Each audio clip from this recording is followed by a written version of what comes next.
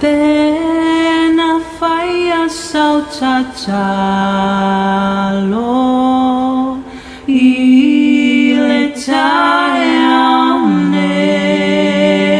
taeaunei ile suafa o keriso na evala au mai fo